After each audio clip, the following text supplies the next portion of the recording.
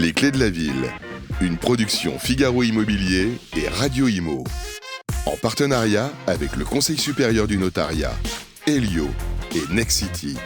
Présenté par Sylvain Lévy-Valency et Olivier Marin. Eh bien, bonjour à toutes et à tous et merci d'être avec nous. Eh bien voilà, nous y sommes à la fin de l'année 2024. Au moment où je vous parle, cette émission est enregistrée. Là, vous la regardez, c'est le 9 janvier. Nous sommes le 18 décembre, nous sommes à Besançon, on est ravis d'être avec vous et je vous propose, comme c'est l'usage pour chaque numéro avec mon ami Olivier Marin, de vous faire découvrir, voilà, d'une autre façon, d'une manière plus poétique, peut-être plus bucolique, le formidable territoire que nous avons dans notre pays, ici à Besançon, en Franche-Comté, avec bien évidemment mon complice, sans lequel je ne pourrais pas faire le Tour de France. Bien entendu. Salut Olivier Marin. Bonjour Sylvain. Très heureux au nom de Figaro avec vous, Radio Imo bien sûr, de poursuivre cette 5e saison des Clés de la Ville depuis la ville de Besançon. Se plonger au cœur des territoires, mieux comprendre les attentes, les besoins, décrypter les enjeux de la ville. C'est aussi un grand plaisir avec toujours le même principe qui fonctionne et qui a fait ses preuves. On pose nos valises et on parle immobilier et logement bien sûr, mais aussi urbanisme, environnement, architecture, patrimoine. Et à travers notre émission, c'est l'occasion de montrer que la ville, elle bouge, elle se transforme. Il y a une identité, mais il y a aussi des nouvelles façons de vivre et d'habiter. C'est ce qu'on verra encore aujourd'hui à travers des reportages, des échanges et les témoignages en plateau de personnalités emblématiques, des acteurs de la fabrique de la ville qui vont venir ici nous en parler pour cette 4e étape de cette saison 5 après Nantes. Après Poitiers, après Saint-Dizier, eh bien, nous sommes donc à Besançon, reçus par notre grand témoin, que nous sommes très heureux d'avoir à nos côtés, Anne Vigneault. Bonjour. Bonjour.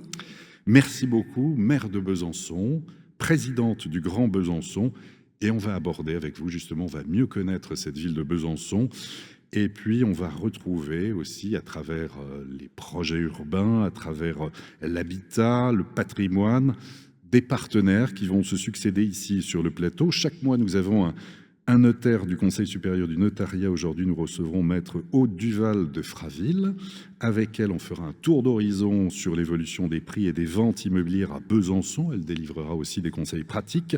Pour la séquence La vie ensemble, on recevra Franck Attali, qui est directeur régional Nexity Rhône, Loire, Auvergne, Bourgogne et Franche-Comté, l'occasion d'évoquer l'activité du marché du neuf, des opérations en cours et à venir dans un contexte particulièrement compliqué. Ce sera l'occasion de voir qu'il existe aussi des solutions, heureusement, pour mener à bien des projets immobiliers dans le neuf. Et puis, la séquence Bien mieux, nous retrouverons notre partenaire Elio pour aborder la rénovation énergétique. Pauline Courbet-Dubost, responsable des affaires publiques d'Elio, viendra nous éclairer sur les derniers dispositifs. Et puis, il y a pas mal de choses qui sont en attente au niveau du Parlement. Nous sommes effectivement, Sylvain le rappelait, le 18 décembre, des projets de loi en attente. Et puis, ma prime rénov, des interdictions de louer. Enfin, on va essayer vraiment d'y voir plus clair. On parlera de tout ça. En tout cas, voilà pour ce beau programme de cette dernière émission des Clés de la Ville de 2024. On est vraiment très, très heureux d'être là. Et encore une fois, je vous renouvelle mes remerciements et merci Anne Vigneault d'être avec nous. Maire de Besançon, Grégoire, vous nous avez construit un superbe reportage. Oui. En plus, on a eu de la chance, il faisait beau. Exactement. On est venu il y a 15 jours pour tourner quelques images de la ville de Besançon, voir un peu cet écosystème qu'on connaissait mal. Je dois vous l'avouer, on a été très surpris, très agréablement surpris en sortant de la gare parce qu'on sent que c'est une ville chargée d'histoire et une ville assez dynamique. Donc voilà, je suis ravi de vous proposer ces images. En tout cas, la Franche-Comté, moi, ça me parle. Hein. Non, mais vous savez pourquoi ? Vous savez pourquoi ? Vous le savez. Il y a 44 ans, quand je démarrais mon Tour de France, quand j'étais compagnon du devoir, mon premier maître d'apprentissage, il était franc-comtois. Et son nom de compagnon, c'était Franc-Comtois, la belle parole. Qui aurait dit que 44 ans après, je serais à Besançon sur un plateau de radio, quoi. C'est comme quoi dans la vie, il y a beaucoup de choses. On va découvrir ces très très belles images. Jason, c'est à vous.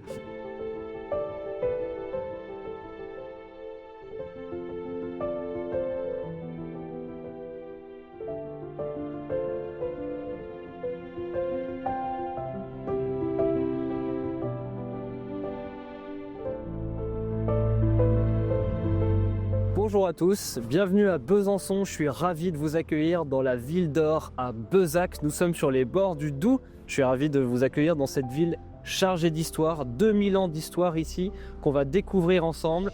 On va étudier sa forme d'hier, sa forme d'aujourd'hui, sa forme de demain. Nous allons découvrir cette ville sous toutes ses formes et je vous emmène avec moi pour la visiter.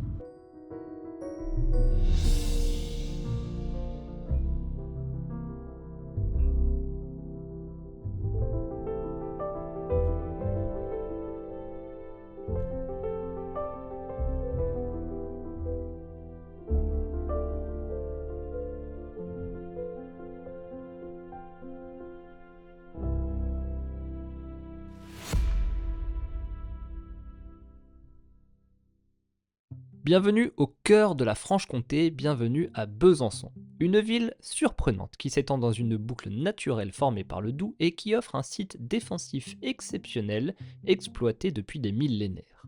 Besançon, c'est une ville chargée d'histoire, à la triple influence germanique, italienne et française.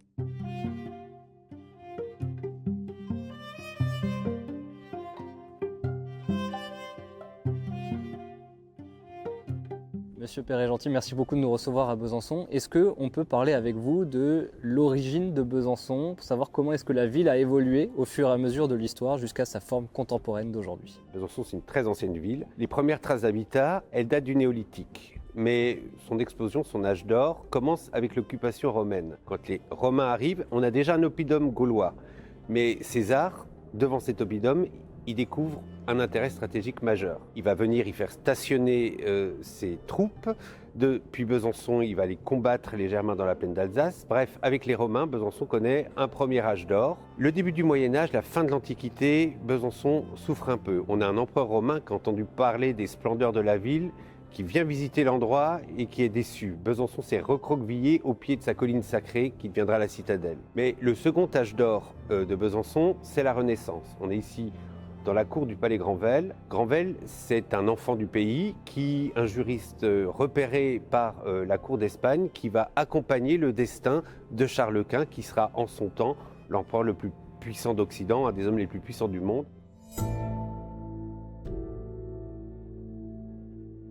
Dans la suite des Granvelle, la ville connaît des périodes de prospérité, puis une période un peu plus troublée avant de tomber dans l'escarcelle du royaume de France. Et c'est avec Louis XIV que le destin de Besançon va croiser le destin de la France. Louis XIV qui va assister au siège de Besançon, qui va revenir à Besançon une fois que Vauban aura bâti un de ses chefs-d'œuvre architecturaux, la citadelle. Une citadelle qui aura coûté tellement cher que le roi aurait demandé à Vauban, sont-elles en or ces murailles, tellement la facture était élevée.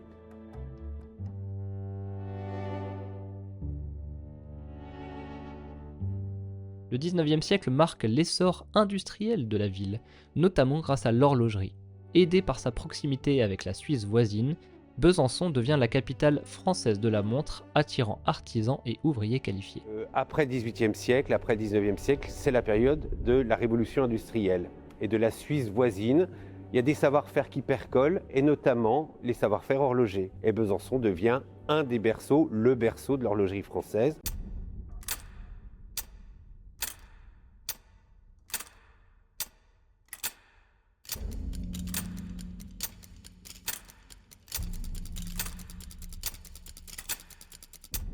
Aujourd'hui, Besançon conjugue harmonieusement son riche passé et son dynamisme contemporain.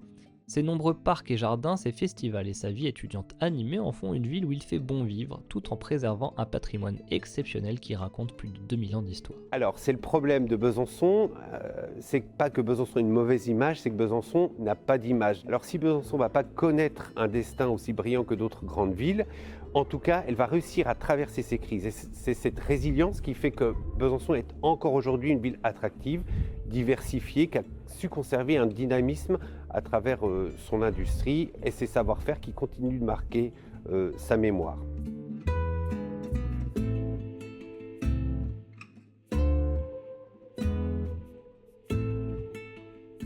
Voilà, notre visite de Besançon touche à sa fin. Je suis ravi de vous avoir fait découvrir cette ville, une ville qui allie culture et aventure. Et encore une fois, bienvenue à Besançon.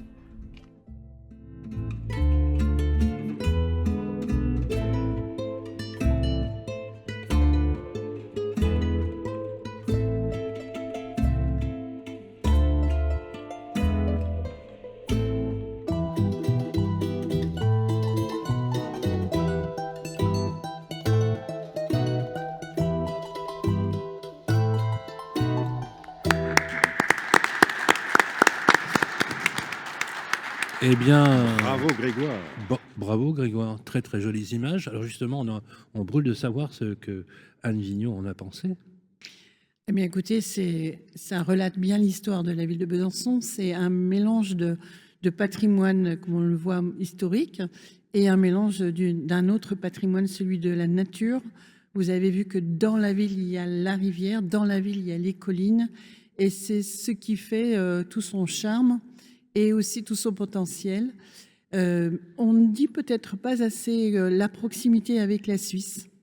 Et ça participe bien sûr à nos dynamismes parce que nous sommes en relation directe dans un monde de l'industrialisation, puisque nous avons une force industrielle importante sur la Franche-Comté, que l'ex-capitale de Besançon en est un élément extrêmement dynamique et fort.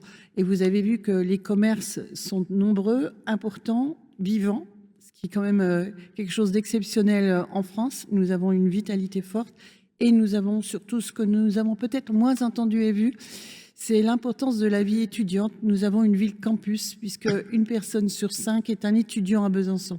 Combien d'administrés sur la ville de Besançon? Sur la ville de Besançon, c'est à peu près 120 000 habitants. Et sur le Grand Besançon, qui est un territoire qui va aller plus vers une forme de ruralité, ce sont 200 000 habitants. Et donc environ quoi, 20 000 étudiants? Ah oui, 25 000 25 000 habitants. étudiants. C'est énorme. Oui. C'est vraiment une ville jeune, donc une ville dynamique, une ville animée. Et oui, parce que quand vous avez la jeunesse, vous avez la vitalité, vous Bien avez sûr. le renouvellement, vous avez la force aussi pour les nouvelles entreprises.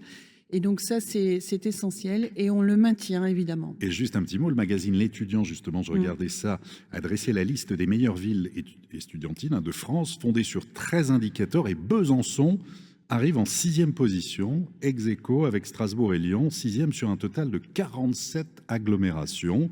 Besançon qui est régulièrement cité pour sa qualité de vie, son offre culturelle, ses initiatives en faveur des étudiants et son cadre de vie, effectivement.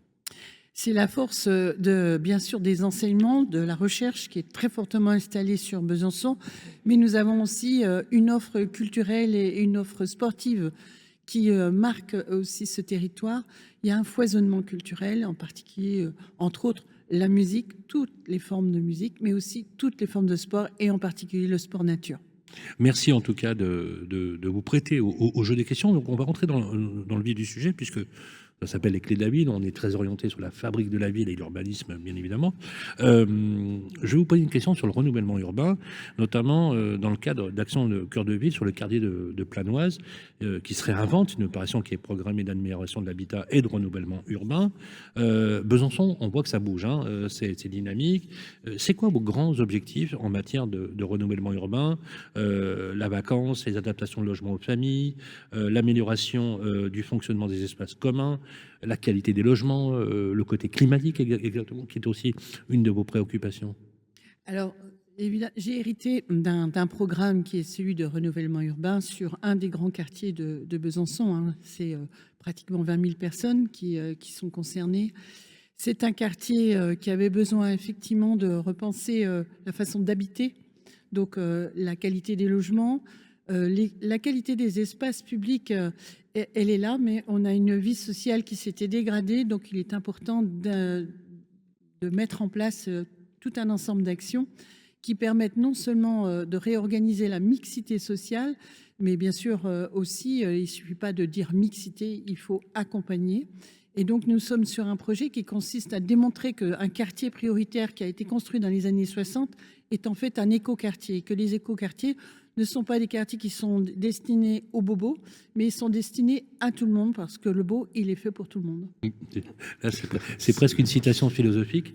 Le beau était aussi un élément du bien. C'est Nietzsche qui l'avait dit. Merci de le dire, j'aime beaucoup. Olivier Marot. Oui, on parlait d'offres culturelles et aussi de besoins d'identité, de marqueurs. Il y a quelque chose de très, très fort hein, qui va donner beaucoup d'ampleur. C'est la grande bibliothèque qui prend forme à Besançon, qui va jouer un rôle central d'animation culturelle. Donc là, on est quartier Saint-Jacques, future grande bibliothèque qui doit ouvrir au public en 2028, c'est ce qui est prévu, 15 000 mètres carrés, 1500 places, 660 000 livres et documents pour étudier, apprendre, travailler, se divertir dans les meilleures conditions. Un équipement ultra moderne qui doit offrir un niveau de service très élevé. C'est un projet qui est porté par Grand Besançon Métropole et l'Université de Franche-Comté. Il deviendra également un pôle d'attractivité du centre-ville, à 2 pas du campus, Lettres et Sciences Humaines, qui rassemble 4500 étudiants. C'est un projet architectural très ambitieux, qui n'a jamais été conduit auparavant et qui va allier, en tout cas c'est la promesse, qualité architecturale, exigence environnementale, une grande bibliothèque qui doit regrouper à la fois une bibliothèque publique, une bibliothèque de conservation et une bibliothèque universitaire. C'est inédit en France. J'imagine que c'est une grande fierté. C'est une grande fierté, c'est un grand défi. Parce qu'effectivement, elle s'inscrit, cette bibliothèque, au cœur d'un quartier qui va complètement se renouveler. C'était le quartier de la santé, puisque c'était le quartier de l'hôpital Saint-Jacques, ancien. Et l'enjeu, c'est d'en faire un quartier qui va être un cœur de territoire, pas seulement le cœur de la ville de Besançon, un cœur de territoire. C'est faire territoire, ça veut dire que toutes les communes, bien sûr, du Grand Besançon, mais bien plus loin encore, vont pouvoir apporter à l'ensemble de la population un accès à la lecture sous toutes ses formes. Bien sûr, des centaines de milliers d'ouvrages, mais aussi des ouvrages historiques. Nous avons la chance d'avoir la conservation d'ouvrages qui viennent depuis le 9e siècle. Nous avons aussi l'avantage d'avoir un développement numérique extrêmement important. Je suis très fière ici d'avoir aussi des laboratoires de recherche qui travaillent non seulement sur la façon dont on transmet, on permet l'acquisition de la connaissance du savoir socle pour nos enfants, avec une maison universitaire qui s'occupe d'éducation, et comment faire en sorte que tout le monde puisse accéder très vite, très tôt, et quelles que soient les catégories socio-professionnelles, à la lecture, bien sûr, à l'acquisition de la connaissance, mais aussi donc les universitaires, les étudiants qui vont pouvoir bénéficier d'un endroit où ils peuvent se poser, s'installer, pas seulement être dans une posture d'un travail, mais bien celui de l'épanouissement. Donc c'est tout un univers qui est ouvert à tout un public. Et pour nous, c'est un défi, encore une fois, parce qu'il va être connecté avec le numérique, avec l'entreprise du numérique, en particulier une entreprise, celle dont on ne parle pas assez encore, celle de l'optique, celle qui est capable de transmettre évidemment de la donnée très rapidement. Et donc cette bibliothèque sera ultra connectée, et ça c'est une volonté, parce que nous avons besoin aujourd'hui non seulement de s'ouvrir aux nouvelles technologies, que dire de l'IA, ouais, mais que dire de nos livres, et comment faire côtoyer nos livres les plus anciens, les actuels, et comment travailler la façon de traiter la donnée et de se l'approprier et d'en faire non seulement une émancipation, mais bien sûr un pouvoir, mais un pouvoir maîtrisé. C'est tout à fait l'objectif. D'ailleurs, moi, ce que j'aime beaucoup dans ce projet, c'est la conjugaison de la tradition et de la modernité. C'est-à-dire qu'il y a une alliance assez objective qui ne trahit pas le cadre, j'allais dire, presque charnel de l'approche du livre, ce côté très tactile, qu'aucune application ne remplacera. D'ailleurs, aucune application ne remplacera une bonne poignée de main entre deux êtres humains. Pour démystifier un peu le mythe qu'on a autour de l'IA, etc., où on deviendra des ersatz d'êtres humains. Non, je crois pas. J'y crois pas une seconde. Oui, mais enfin, on fantasme beaucoup là-dessus, tu le sais, hein, sur un gros sujet. Donc, j'aime beaucoup cette alliance. Il y a une question auquel aussi vous êtes très attachée, Madame la maire, c'est la transition écologique, bien évidemment. En même temps, vous êtes un peu écolo. Tout à fait. Voilà. Donc voilà, je ne pouvais pas résister à cette question. D'ailleurs, il n'y a plus de débat, hein, pour être très clair. On est tous conscients au niveau de la masse critique. Fut une époque, je ne sais pas si vous vous rappelez de ce fameux Duchemin avec un col roulé qui faisait les... Alors c'est vrai que moi j'ai l'âge d'avoir connu cette époque.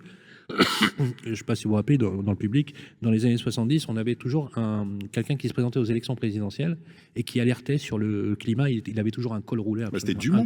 Pardon, Dumont, oui. Dumont, pardon. De quoi il parle? Pardon. Dumont, excuse-moi. Le fameux Dumont, extraordinaire. Alors, l'élection présidentielle de 74. Il faisait rire à l'époque, parce qu'il y en a qui le prenaient un peu pour un... Et il était prophétique, comme Aaron Tazieff l'a été dans les années 80 sur le réchauffement climatique. vous avez misé sur la capacité à gérer les sols qui multiplient les actions de la transition écologique. En quelques mots, c'est-à-dire que vous êtes en train d'essayer de réinviter la nature en ville. En fait, on débitume, on débétonne, bien évidemment. Et alors, il y a des alliances qui ne sont pas faciles à gérer, hein, des équations parfois ou même des injonctions contradictoires, parce que il y a une démographie qui est là, hein, il faut occuper le sol parce qu'il faut loger les gens, il faut qu'il y ait du commerce, il faut qu'il y ait du trafic, effectivement, et de la circulation. Comment vous le définissez? Est-ce que vous pouvez nous dire quel est votre projet, votre vision, très concrètement? Eh bien, déjà, dans un premier temps, ce que je défends, c'est évidemment l'humain et le vivant, parce qu'ils sont intimement liés, ils sont même organiquement associés. Et donc, quand on met les deux, on met les priorités de la même façon pour la dimension sociale au sens très large du terme et pour la biodiversité et le vivant. À partir de là, quand vous pensez la mise en place d'un urbanisme nouveau ou d'une construction, à ce moment-là, vous pensez d'un point de vue habitat. C'est-à-dire que les gens vont vivre ici, mais s'ils y vivent bien, c'est parce que, en fait, on aura démontré qu'on aura aussi accueilli l'autre vivant, celui qui est de la biodiversité. Et quand on rend compatible les deux, forcément derrière, il y a de la qualité de vie, il y a de la haute qualité de vie à Besançon. Et c'est ça l'enjeu, c'est de démontrer que, en fait, quand nous travaillons sur les sols, quand nous travaillons sur l'accueil, par exemple, d'oiseaux dans les toitures, etc., c'est que nous travaillons sur une nouvelle façon de penser la construction. Et ça, c'est fondamental. C'est que vous changez les paradigmes. Vous pensez aux températures, mais vous pensez aussi à l'environnement, y compris l'environnement sonore. Toutes les analyses sociologiques montrent que quand vous êtes dans un bon environnement, vous allez bien. Et en 2025, soi-disant, on devrait peut-être voir arriver une politique qui consistera à travailler sur la question de la santé mentale, parce qu'on sait qu'aujourd'hui, on a une société qui va mal, et les individus vont mal. Donc, c'est urgent de proposer un urbanisme qui soit bénéfique à la santé et à la santé mentale, à toutes les santé. Donc, non seulement des pollutions habituelles qu'on a l'habitude d'entendre, mais aussi d'autres pollutions. Et surtout, un lien social. Donc, il faut changer radicalement la façon de penser l'espace public aussi. L'espace public, c'est un endroit où on vit ensemble, on se croise, on se rencontre. Ce n'est pas seulement un endroit qui permet la mobilité, et encore, c'était essentiellement la mobilité de la voiture. C'est là où on peut envisager toutes les mobilités. Mais simplement un exemple, place de la Révolution, la place principale de la ville de Besançon, quand on la désimperméabilise, on met des arbres, soit. Donc on baisse la température, tout va très bien, tout le monde sait le faire désormais. J'en suis contente que tout le monde ait suivi ça. Mais associé à ça, on y met des bancs, un environnement, et là, la place se transforme en un lieu où les gens s'installent. À peine les bancs sont-ils posés que les gens s'y installent. Donc ça veut dire que non seulement on pense l'habitat à l'intérieur, c'est-à-dire dans ce que les gens vont vivre dans leur intimité, en particulier par exemple la question des températures, la question des énergies. Est-ce que habiter là, ça va leur coûter très cher? Donc ça, c'est une question aussi. Mais aussi, quand ils sortent de leur habitat intime, quand ils passent dans l'espace public, il faut qu'ils restent dans ce confort. Et un des autres conforts, c'est bien sûr l'accessibilité. Nous sommes sur une ville qui doit aller sur l'inclusion et sur le travail qui concerne les vulnérabilités dans lesquelles l'être humain peut se trouver. Simplement une chose, c'est que nous avons comme chance aussi d'avoir ici un institut des vulnérabilités qui s'installe, parce que dans la vie, dans le parcours résidentiel, nous avons à toutes étapes de notre vie des besoins différents en matière d'habitat, mais aussi d'environnement, pour que, alors que nous vivons de plus en plus vieux, que nous vivons de plus en plus vieux et bien et en bonne santé. Donc là, l'urbanisme, c'est une réponse essentielle pour pouvoir répondre à ces enjeux. Moi, je souscris, comme vous nous l'expliquez de cette façon-là, on peut pas dire non. Ça, je veux dire, c'est pas possible. Néanmoins, permettez-moi, la vitalité du cœur de ville est aussi animée par l'artère fémorale de cœur de ville qui s'appelle le commerce, les commerçants. Vous le savez. Vous savez que ce qui anime les quartiers, ce qui enrichit les quartiers, vous parler des étudiants, c'est les bars, les terrasses, bien évidemment. Ça peut être les bouchers, les charcutiers, etc. Alors, je ne fais pas d'allusion à Bonnet, hein. Mais quand même, aujourd'hui, quand on a posé avec Olivier, c'est normal, on est un peu journaliste, on a posé la question aux commerçants qui se disent c'est très dur, c'est très difficile, on peut plus circuler, on n'a plus d'accès, les clients désertent nos magasins, et je vous parle pas de la restauration qui souffre. Comment alors ma question est la suivante, c'est on ne peut que souscrire à ce que vous dites, et vous avez fondamentalement raison. Et j'ajouterais même le côté marqueur social de l'habitat qui détermine finalement les projets de vie. Et selon là où on est, où on vit, va être déterminant pour la suite. Et je pense qu'il y a la France a ceci de fort d'essayer de travailler cette mixité. Mais comment on fait pour qu'il y ait un modèle économique qui existe?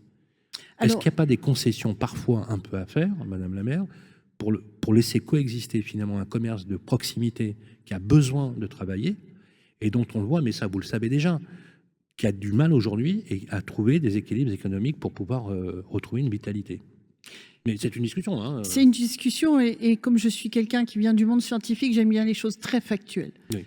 J'aimerais savoir sur quelles statistiques vous annoncez ce que vous avez annoncé. Alors, j'ai pas. Laissez-moi aller jusqu'au bout, s'il vous plaît. Nous avons un centre-ville qui a vu renouveler après le Covid l'ensemble de la restauration avec une montée en gamme des restaurants et avec une très belle résistance, alors que partout en France c'est extrêmement compliqué, d'un centre commercial avec une vacance une des plus basses de France, je tiens quand même à le dire, dans les strates moyennes que nous représentons de villes de plus de 100 000 habitants. Donc ça, c'est la première chose. Donc moi, je veux bien parler, mais sur des données chiffrées. La deuxième chose, nous avons un centre-ville qui a bénéficié dès 1974 d'une transformation majeure, c'est-à-dire de proposer une piétonisation. À l'époque, les commerçants ont dit que c'était la fin du centre-ville, que c'était la fin des commerces. Aujourd'hui, alors que nous modifions le périmètre et que nous augmentons ce périmètre pour faire en sorte que nous n'ayons plus des drives dans un certain nombre de territoires, parce que si on m'explique dans un certain nombre de quartiers, si on m'explique que le drive serait un facteur d'attractivité d'un quartier, je ne vous crois pas.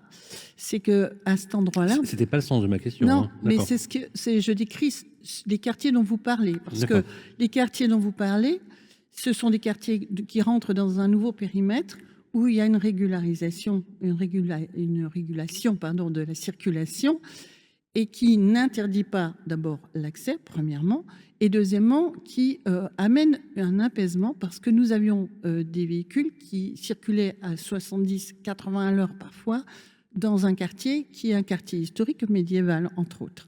Donc, nous sommes dans un apaisement et pour vous dire une réalité, puisque vous parlez d'indices et d'indicateurs, c'est que les commerçants qui, au départ, se sont dit que peut-être ça dégraderait leur activité, ont demandé l'installation de terrasses pour pouvoir augmenter leur capacité parce que, justement, ils ont pu bénéficier de cet apaisement. Donc, 1974, 2024, nous sommes sur une crise, chaque fois qu'on change quelque chose, une crise des commerçants qui, je le comprends, se questionnent à savoir si ils vont avoir leur modèle économique qui va se transformer. Nous n'avons jamais eu autant de monde dans nos marchés de Noël, dans nos samedis piétons, dans nos activités commerciales sur la ville de Besançon. Jamais. Donc pour résumer, la perception elle est d'un côté.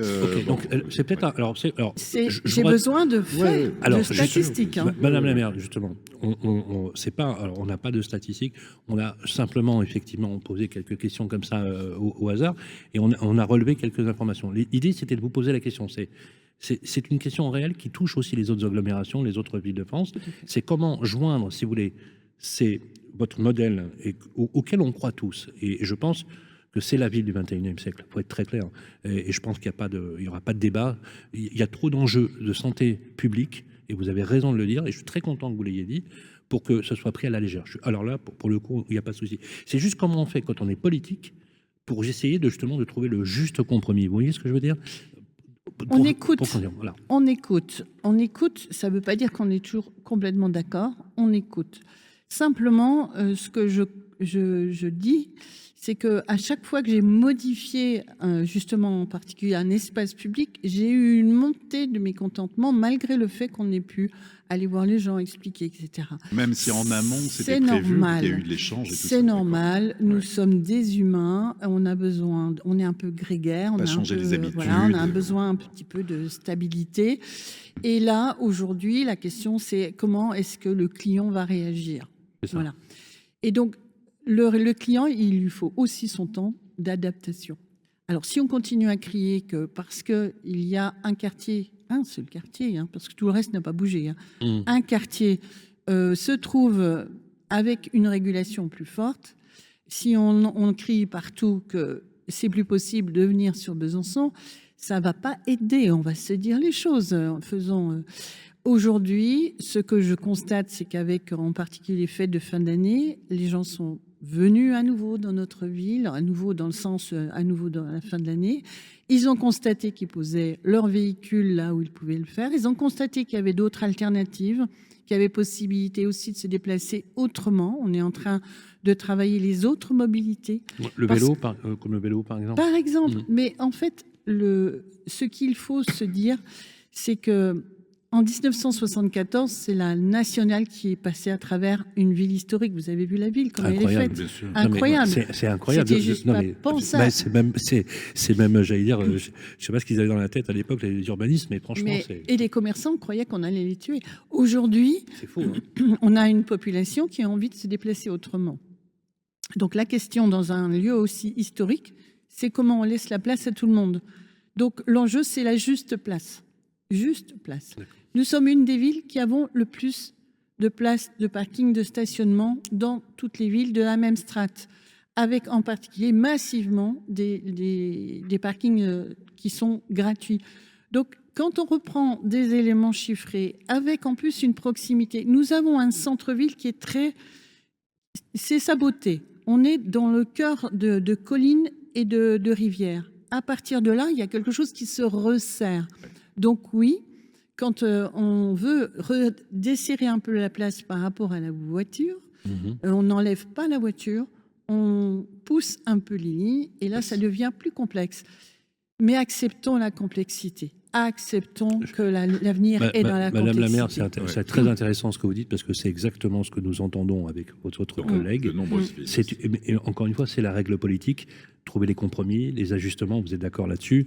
Bien évidemment, on voit le cas avec Paris, on voit que les villes aujourd'hui sont en ZFE de plus en plus, et que c'est une très bonne chose en réalité. En réalité, c'est une très bonne chose. Mais en même temps, il y a aussi une démographie, il y a une activité économique. Et je pense que être élu local, c'est vraiment pas ça. Le sens de la question, c'était vraiment de comment on trouve les ajustements. Est-ce que je peux vous dire entre la quelque perception chose et ce que vous dites, qui est tout à fait réel, et la perception, ça doit être parfois frustrant quand on est un élu, en se disant, bah, mais je bosse, j'essaie d'améliorer, et la perception qu'ont le public parfois n'est pas à la hauteur de l'ambition que vous avez pour eux. Oui, mais ça, moi je dis toujours aussi... Mais c'est une règle politique. C'est une règle politique, quelle que soit la couleur politique. Mais quelle que soit la couleur politique, hein, oui. Et je ne connais pas un élu qui ait envie de faire sombrer son centre-ville. Je n'en connais pas, déjà, la première chose. Et la deuxième chose... Vous avez raison de le rappeler, c'est important ce que vous dites. Hein. Oui. Vous ne voulez pas la mort des commerçants, mais ça ni de qui pas. que ce soit. Non, ça n'existe pas, vous si avez on n'est raison. pas élu. Non, mais, voilà, mais vous avez raison. Non, mais vous avez raison de le dire. Et l'autre chose, c'est qu'on ne peut pas prendre une position sur le principe de n'entendre que celui qui crie très fort. Exactement. Donc, comment est-ce que vous allez chercher la parole de ceux qui ne crient pas, qui sont dans une autre approche, etc. Et ça, c'est ce qui nous anime ici à Besançon, c'est comment trouver les secteurs, les méthodes pour aller rencontrer les personnes qui ont envie de changer la ville, qui ont envie de la rendre dynamique. Et je le répète, aujourd'hui, la ville de Besançon, elle est à la hauteur maximum de ce qu'on peut voir dans un centre-ville. Vous avez évoqué tout à l'heure Monsieur Bonnet, par exemple, que personne ne connaît en France. Mais une chose est certaine, c'est que M. Bonnet... Il paraît que c'était là une charcuterie exceptionnelle. Oui, mais on parle d'il y a 10 ans, 20, 30, 30 ans, moi je veux bien, mais je vous parle d'aujourd'hui, moi. À quoi il est confronté? Anecdotique. Non, mais ça fait rien, c'est important, c'est symptomatique. À quoi il est confronté dans le monde des traiteurs, de la boucherie, etc. Il est confronté au problème du recrutement. Donc, il y a un moment donné, et il ne sait plus faire. dans son recrutement et en particulier dans la façon dont on travaille.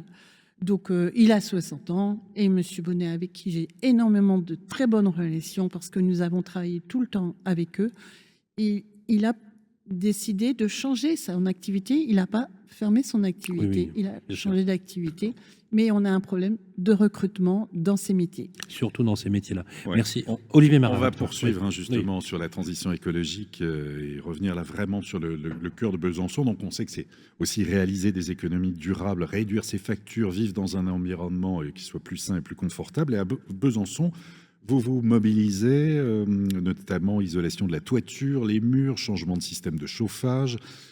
Grand Besançon qui propose un dispositif d'aide financière complémentaire au dispositif MaPrimeRénov', parcours accompagné, MaPrimeRénov' copropriété, pour entreprendre des travaux de rénovation énergétique de son logement. Nouvelle version du dispositif Pamela, rien à voir avec Dallas, hein. Pamela, prime à l'amélioration énergétique des logements anciens.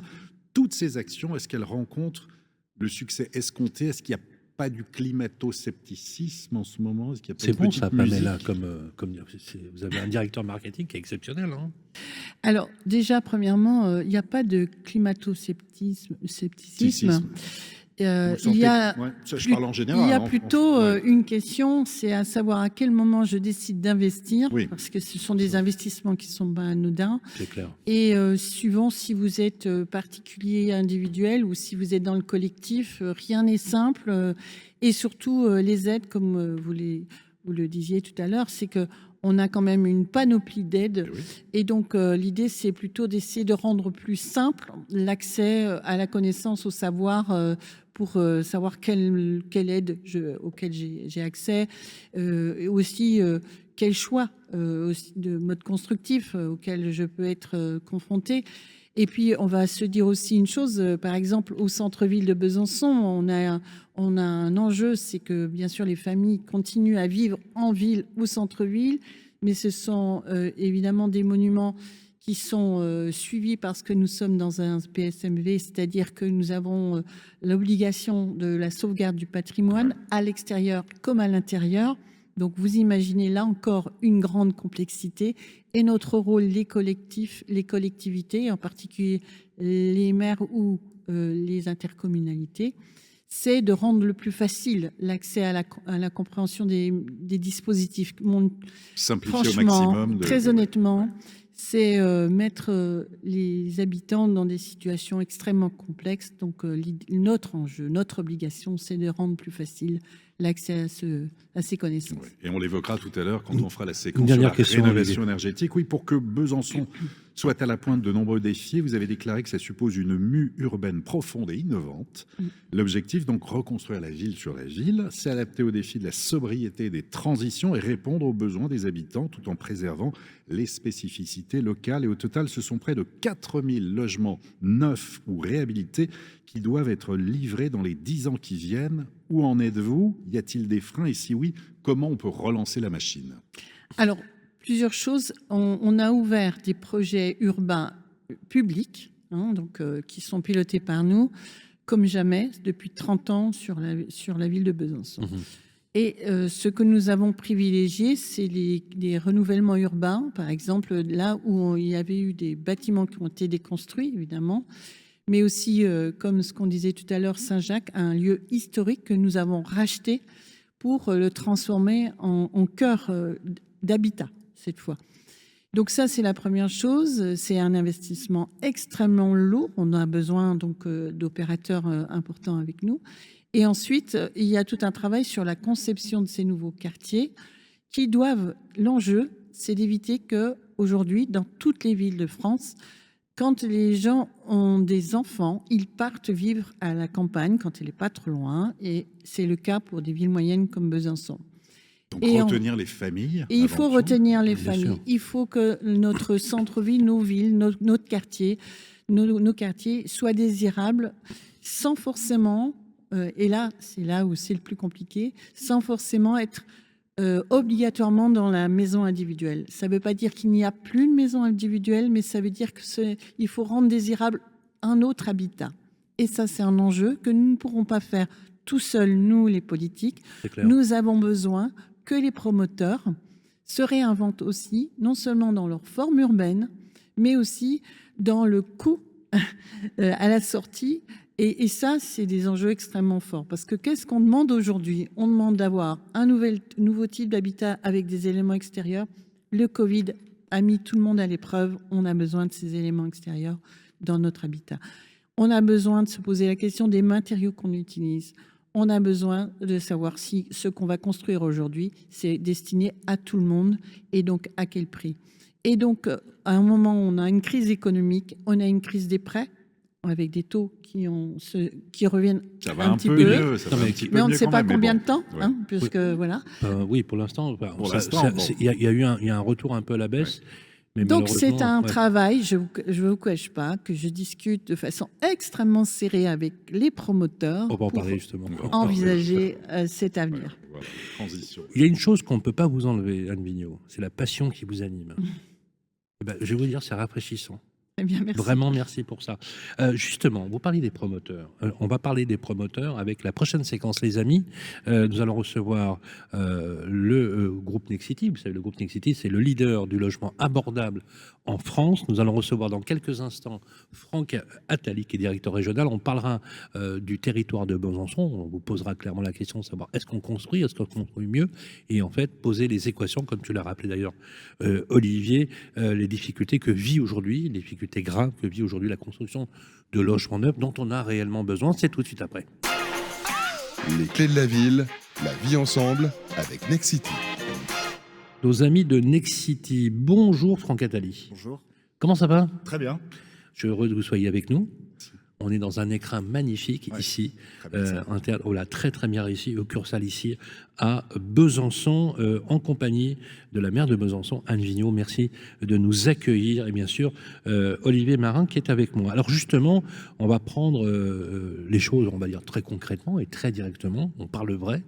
La dynamique du marché immobilier à Besançon, j'aimerais que vous nous décriviez. Alors, première chose, c'est est-ce qu'on construit à Besançon? Quelle est la capacité du territoire? Je voudrais qu'on fasse un panel un peu général et je vous demanderai, après, pour ceux et celles qui nous écoutent, d'avoir des points très précis. Je sais que vous avez travaillé sur quelques programmes un peu iconiques, même totémiques, et on va en parler tout à l'heure, notamment sur les modes constructifs. Le marché, alors. Alors, on est dans un marché aujourd'hui en France qui est assez morose, hein, donc ça, on ne peut pas se le cacher. Néanmoins, comme on l'a dit tout à l'heure, Besançon, c'est une ville où il fait bon vivre. Il y a une attractivité économique, il y a de l'enseignement, il y a un pôle santé, donc il y a un besoin de logement. Donc nous, aujourd'hui, chez Nexity, on cherche des projets à développer sur la ville de Besançon et sur sa métropole à travers nos différents produits qui peuvent être soit de l'aménagement de terrain à bâtir, même si ce n'est pas un produit que Madame la maire privilégie, mais néanmoins, tout Français aujourd'hui rêve d'avoir une maison individuelle. Mais on sait aussi faire des produits collectifs, plutôt en centre-ville, avec des nouveaux modes de construction qui permettent d'être bas carbone, ce qui est notre volonté aujourd'hui, tout en ayant un coût bas pour nos accédants à la propriété. C'est vrai qu'il y a un travail de fond à faire, vous avez raison, hein, Franck, de le dire. Madame la maire, 87% des Français dans les récents sondages ont plébiscité l'accès à la propriété et l'accès à la maison individuelle. On peut le comprendre avec les communs, vous avez du verre, de l'air et de l'espace. L'espace est un vrai luxe, bien évidemment. On peut aussi produire de la maison individuelle de façon plus intelligente, en restreignant peut-être un peu l'espace, mais l'avenir est aussi, bien évidemment, également au logement collectif. Franck, bien évidemment. Alors justement, est-ce qu'on continue de produire du logement ? Alors, on continue à en produire. Hein. La métropole de Besançon et Territoire 25 ont des grosses zones d'aménagement. Madame la maire en a parlé. Saint-Jacques, Crête-Bullard. De très belles opérations qui vont sortir. Hein. Tout à fait. Oui. Ou encore l'écoquartier Vauban, qui sont des opérations emblématiques de la ville de Besançon. Donc, nous, Nexity, nous avons sorti plusieurs opérations ces dernières années, notamment une qui s'appelait Next, qui était 80 logements en construction bois. Ça, c'est génial, ouais. C'est super. C'est bas carbone. Oui. C'est de l'actualité, on va dire. Oui, Sauf qu'on était un petit peu en avance sur notre temps à l'époque. Donc, c'est une opération qu'on a livrée, qui était à un prix abordable pour les accédants à la propriété et qui était en avance sur son temps. Question, justement, Madame la maire. Quand vous voyez des modes constructifs innovants, avec un faible impact environnemental, faible impact, une empreinte carbone très maîtrisée, ça doit aussi, quelque part, vous rassurer dans l'évolution, justement, de l'urbain. Quand vous voyez, par exemple, la filière bois qui s'organise. Oui, tout à fait. On en est très fiers, très heureux de voir que effectivement tout le monde a pensé que c'était une obligation et qu'en fait on pouvait la mettre en application parce que ça ne peut plus être du domaine de l'utopie et du rêve. Et il faut qu'on passe de l'utopie à la réalité et c'est ce qui se passe et j'en suis très heureuse que l'ensemble de nos promoteurs viennent nous rencontrer. Et donc Nexity effectivement a été en avance sur ces modes constructifs. Aujourd'hui, la question qui se pose à nous, ce sont les coûts. Oui, c'est un vrai sujet. Alors, il y a aussi une autre opération que vous avez menée, c'est celle des 7 collines avec la résidence senior. Ouais. C'est un des aspects d'immobilier opéré que vous mettez en œuvre chez Nexity. Dites-nous en plus, justement. C'est vrai qu'on n'en a pas beaucoup parlé, mais aujourd'hui, il faut aussi loger nos seniors. Et à travers... C'est l'enjeu. Oui. Voilà, tout à fait. Donc, Nexity a développé avec Égide Domitis un concept de résidence senior. Et donc, on a construit une résidence de 128 logements sur la ville de Besançon qui a ouvert maintenant il y a 4 ans. Alors, j'aime beaucoup. Alors, pourquoi ça s'appelle les 7 collines? Parce que moi, quand vous me dites 7 collines, je pense à Rome. Ne peut pas résister. Je pense que Madame le maire va pouvoir répondre, mais on peut considérer que sur Besançon, on a ces 7 collines. Madame la maire, la géographe que vous êtes, je crois que vous êtes géographe de formation. Oui. Je ne vais pas faire de la géographie là, parce que sinon je vais venir sur la définition du mot colline. Mais c'est vrai qu'il y a un mythe qui est celui de parler de la ville des 7 collines. Voilà, ça pose le cadre en tout cas de l'environnement et de la nature. C'est ça qui est important. Je voudrais juste revenir sur la question du parcours résidentiel. Ce que je vous disais tout à l'heure en matière de vulnérabilité, il est vrai qu'on a besoin de repenser aussi l'ensemble de l'habitat, la façon dont on veut habiter. Et on a besoin de repenser aussi non seulement du mode constructif du bâtiment, mais aussi la question du logement à l'intérieur, avec des surfaces qui ne sont plus les mêmes. Et ça, c'est important. Et nous avons fait quelque chose d'innovant sur Besançon. Nous avons consulté les habitants sur un quartier Grès-de-Brulard pour savoir s'ils pouvaient attendre des constructions que nous leur proposerions. Et ils ont répondu à une plateforme et ils ont exprimé très, très vite des questions d'accessibilité, quel que soit leur âge. C'est ça qui était intéressant. Et de toute façon, dans tous nos parcours, dans tous nos quartiers, nous souhaitons proposer les parcours résidentiels différents. Quand vous êtes jeune, vous avez besoin d'un petit appartement. Quand vous êtes divorcé, vous avez besoin d'une étape, peut-être un petit appartement. Quand vous êtes une famille qui se recompose, qui est en alternance, eh bien, vous avez besoin d'un appartement plus large, etc. Donc, et quand vous vieillissez, vous avez besoin aussi d'espaces encore différents. Et comment est-ce qu'on peut anticiper avoir des logements qui, dès le départ, permettent peut-être une modularité ou en tout cas que dans un même quartier, il puisse y avoir les mêmes offres parce que les gens aiment retrouver leur environnement de départ. Et encore une fois, on a besoin de savoir poser les questions. Et là, on a voulu inverser les rôles. C'est-à-dire que c'est les habitants qui se projettent dans ce quartier qui disent aux promoteurs « Nous aimerions que vous nous proposiez une gamme, une typologie de logement de telle façon ».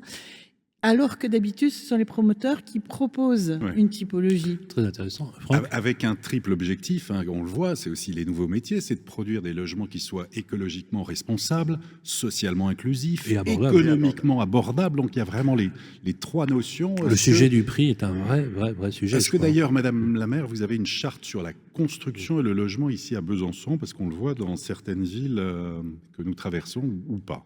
Alors, dans la façon dont on construit ou notre AMI ou enfin nos différents dispositifs pour en discuter avec nos promoteurs, oui, bien sûr, nous mettons des exigences, la hauteur de plafond, par exemple, la surface vitrée aussi, parce que pendant très longtemps, on a produit des logements avec des ouvertures très petites pour essayer de limiter les coûts, mais en même temps, on sait combien on a besoin de respirer, de voir à l'extérieur, etc. On l'a vu avec le Covid. Hein, ça a été, on l'a vu avec le Covid. Oui. Absolument raison. Donc ça, c'est plus pour encourager les bonnes pratiques. En fait, mais donc les matériaux aussi, bien sûr, l'exigence au niveau du bilan carbone, on va se dire les choses. Alors Franck, justement, alors là vous buvez les paroles de la maire, parce que vous étiez déjà pionnier chez Nexity en la matière. Alors oui, on a été un peu pionnier, excusez-moi, dans la conception de nos logements, puisque aujourd'hui, on a une clientèle qui évolue avec le dispositif Pinel qui qui prend fin au 31 décembre. Aujourd'hui, on conçoit des logements pour les accédants à la propriété et pour que les gens y habitent. Donc c'est vrai qu'on est très attentif à la qualité de nos bâtiments, leur facilité d'entretien aussi, parce qu'il ne faut pas non plus acheter un appartement et ne pas pouvoir l'entretenir. Donc il faut pouvoir se chauffer. On utilise souvent, quand c'est possible, le chauffage urbain, ce qui est également le cas sur la ville de Besançon. Donc on conçoit en fonction du site aussi où on va construire. Donc c'est vraiment un réel enjeu pour nous aujourd'hui. Alors, on a parlé des prix, parce que le vrai sujet, effectivement, si on pouvait avoir des structures... Alors d'ailleurs, c'est pas forcément toujours que des structures bois, c'est un mix matériaux entre du béton bas carbone, parce qu'il existe 250 formules de béton bas carbone, avec une grosse évolution finalement de l'industrie cimentière dans l'évolution de l'empreinte de carbone. C'est le problème du prix. Alors justement, question très prosaïque, très pratique, quel est le prix moyen du mètre carré neuf dans le territoire de Besançon? Alors aujourd'hui, on est à peu près sur un prix de 3 700 € hors stationnement. Ah, quand même. Qui reste abordable. Alors c'est vrai que si on compare par rapport dans le neuf, ça reste quand même, reste abordable. Gros avantage de la ville de Besançon, c'est qu'il y a des périmètres qu'on appelle en rue sur lesquels on peut bénéficier d'une TVA 5,5. Donc, lorsqu'on va acheter sur ces périmètres-là, un accédant peut souvent s'acheter une pièce de plus. Avec cette différentielle de TVA. 5,5, voilà. Exonération partielle ou totale des droits de mutation. Parce qu'on a des droits de mutation, je crois qu'ils sont à 2-3% entre 2 et 7 et 8% dans l'ancien. Plus une TVA réduite de 15% parce qu'on est en zone en rue. Ce qui permet, de... Ça resolvabilise. Ça resolvabilise. Et en plus de ça, ça permet d'acheter un appartement plus grand que si vous aviez été sur un périmètre, on va dire, normal. Est-ce qu'il y a toujours autant d'appétence des clients en primo-accession, en investissement sur le neuf, ici à Besançon? Oui, il y a une demande. Après, aujourd'hui, il faut répondre à un prix. Pour ça, il faut... Allez. Oui, vous voulez oui, mais... Non, mais terminez votre voilà, il faut être au bon prix. En fait, aujourd'hui, les clients viennent si vous êtes au bon prix, au bon emplacement. Voilà, le bon prix, le prix. Anne Vigneault. Juste, il faut savoir aussi que Besançon est dans une sphère qui est particulière et qui est en train de s'étendre, c'est celle du franco-suisse. C'est-à-dire que nous avons un phénomène qui est celui du frontalier. Et oui. Et comme la Suisse aujourd'hui est en augmentation d'activité, et elle est aussi sur une phase de vieillissement de sa population, elle a besoin d'habitants, de travailleurs. Et donc on passe, il y a à peu près 10 ans, on était à 35 000 transfrontaliers franc-comtois. Aujourd'hui, on est à peu près 46 000. On projette à 70 000. Ça veut dire que tout le monde ne peut pas continuer à vivre comme ça l'a été pendant longtemps sur la frontière. Et on voit que les transfrontaliers, ils vont les chercher de plus en plus loin.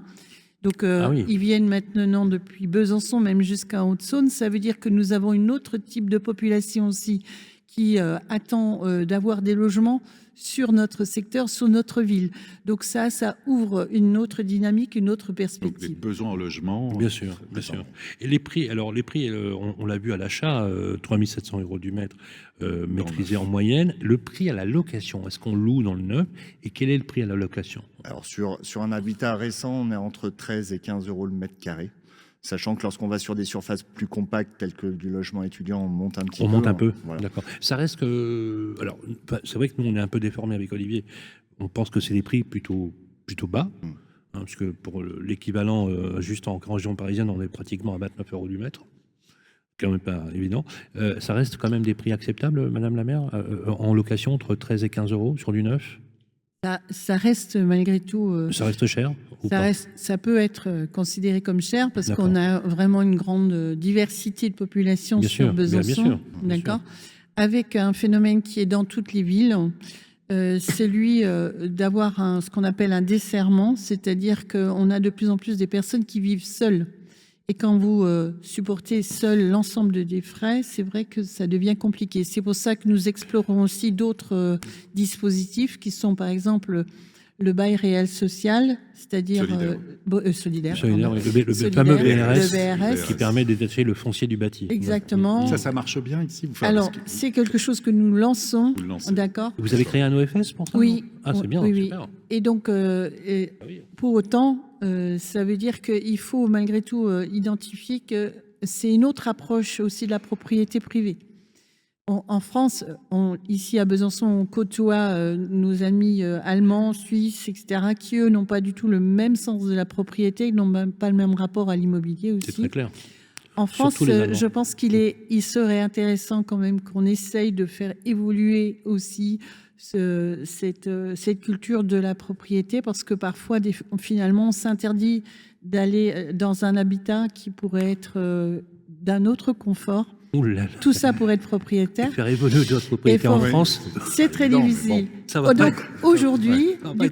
aujourd'hui, on essaye d'explorer des dispositifs intermédiaires, et pour nous, l'OFS peut être cet intermédiaire. En tout cas, le BRS, le principe du BRS, la création des offices fonciers solidaires, cartonne. Ça marche très bien. J'ai vu une chose aussi intéressante. Je voudrais rapidement, s'il vous plaît, Franck, vous avez lancé une campagne extrêmement intéressante avec le Crédit Lyonnais. Oui, tout à fait, l'offre Crescendo. Ouais, l'offre Crescendo qui est hyper intéressante. En réalité, vous resolvabilisez une grande partie de la primo-accession, et je crois que vous ciblez d'ailleurs essentiellement les primo-accédants avec le Crédit Lyonnais. C'est quoi exactement cette opération? En 2 mots, c'est un complément du PTZ, prêt à taux zéro. Aujourd'hui, la ville de Besançon, qui est située en zone B1, est éligible à ce prêt à taux zéro. Juste un petit exemple qui va être très factuel. Aujourd'hui, un couple sans enfant qui gagne 3 300 € net par mois. À deux.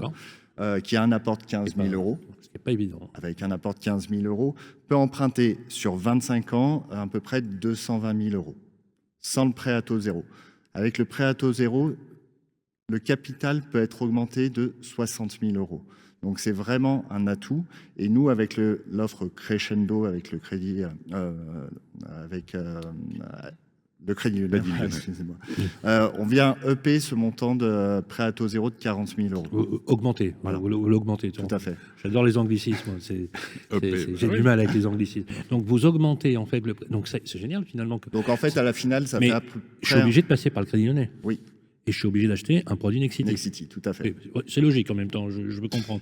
Donc vous, en fait, vous dopez, si on peut dire les choses comme ça, vous doublez la capacité du PTZ. On augmente. En fait, vous faites à votre propre PTZ augmenter. Voilà, on augmente la capacité d'emprunt, et en plus de ça, on vient baisser donc le taux d'emprunt, puisque au lieu d'avoir à peu près une mensualité à 1 150 €, elle baisse à 1 100 €. 50 € par mois, ça permet de payer les charges de l'appartement. Je vais vous dire, quand on gagne 3 000 € par mois et qu'on a des enfants, je peux vous dire que même 10 €, ça compte. Tout à fait. Je peux vous dire, parce que les phénomènes de gentrification, qui sont des phénomènes sociologiques qui sont pour moi extrêmement délétères, justement, creusent les inégalités. Et une des inégalités marquantes, c'est l'accès au logement. C'est le logement. Parce que plus vous vous éloignez, plus vous éloignez de l'emploi. Quand vous prenez 1 heure ou 2 heures pour aller bosser le matin et le soir, je peux vous dire que c'est pas simple du tout. C'est bien qu'on s'en rappelle. Un commentaire, justement, c'est vachement bien comme offre, ça. C'est original. Ah bah, toutes les offres sont intéressantes quand elles peuvent permettre, bien sûr. La primo, voilà, pour des ménages modestes et pour la classe moyenne, c'est rassurant de voir cela. Merci beaucoup, Franck Attali. Merci. Je rappelle que vous êtes directeur général pour Nexity. Merci à vous.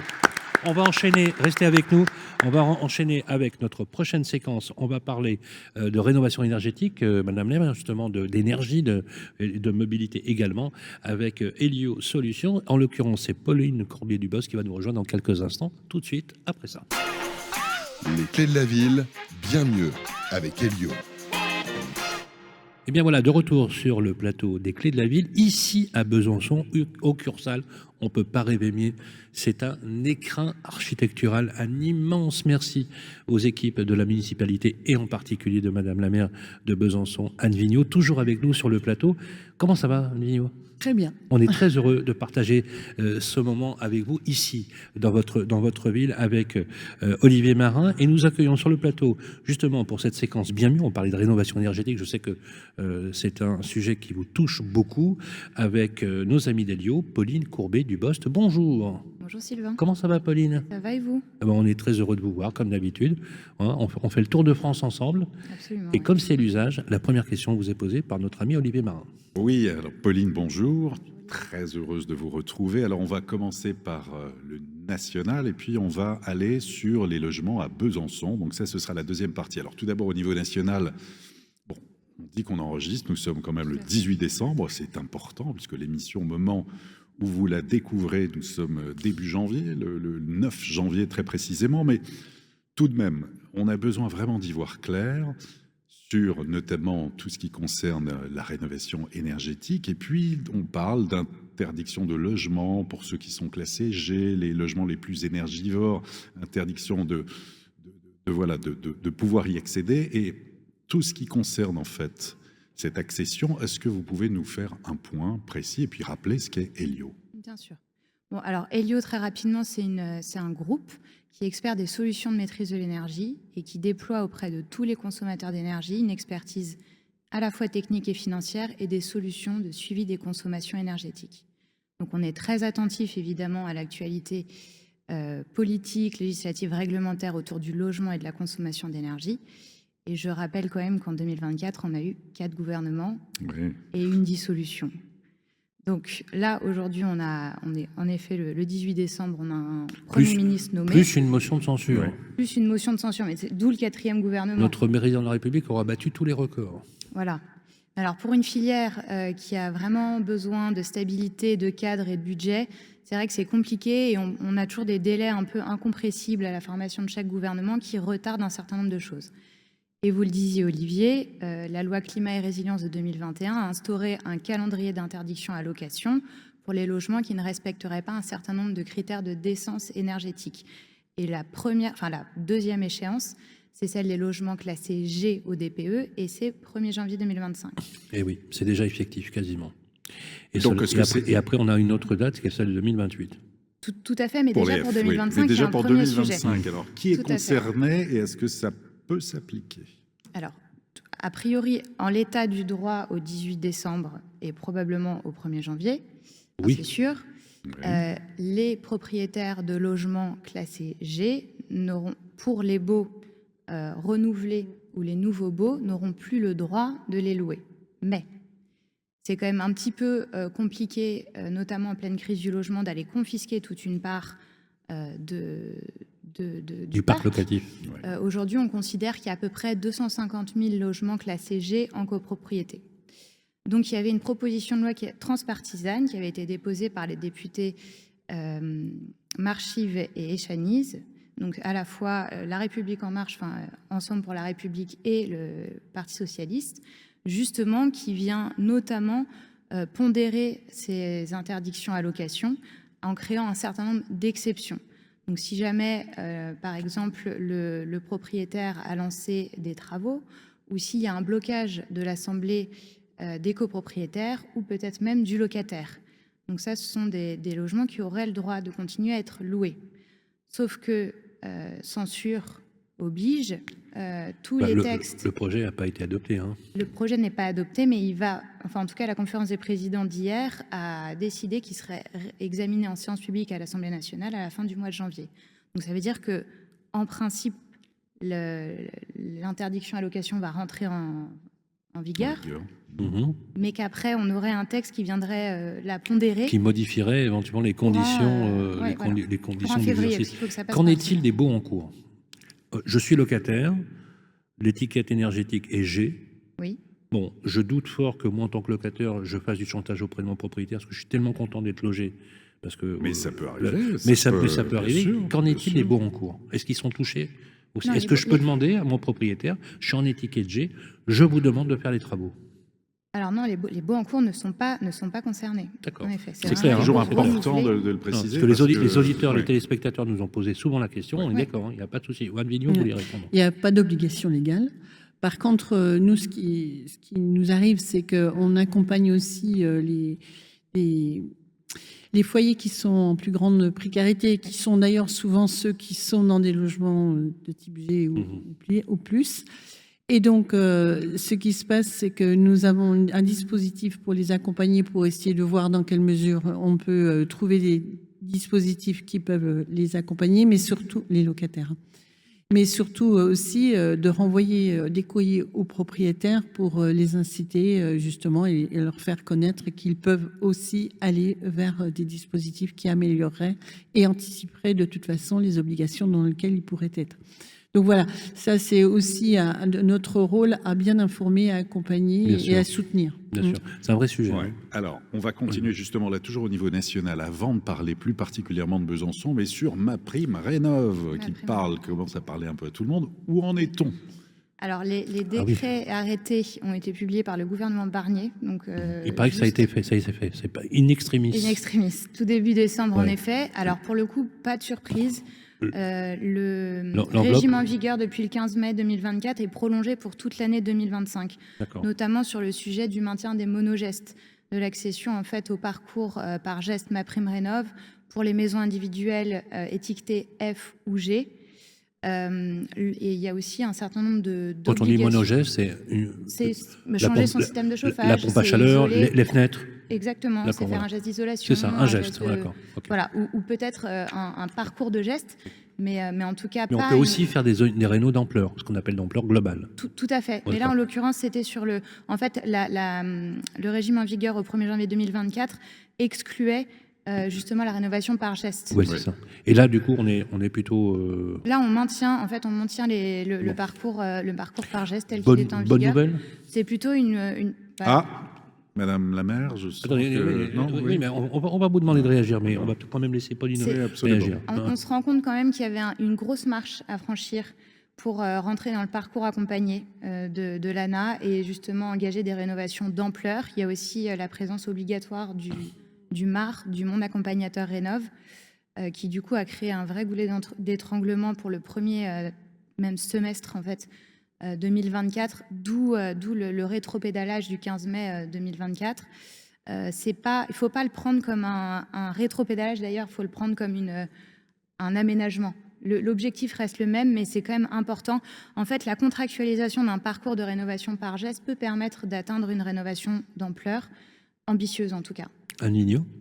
Alors ça, c'est un débat qu'on a depuis longtemps. Hein. C'est à quel niveau on investit et qui peut le faire. Mais oui. Hein. Donc c'est la question qui est posée.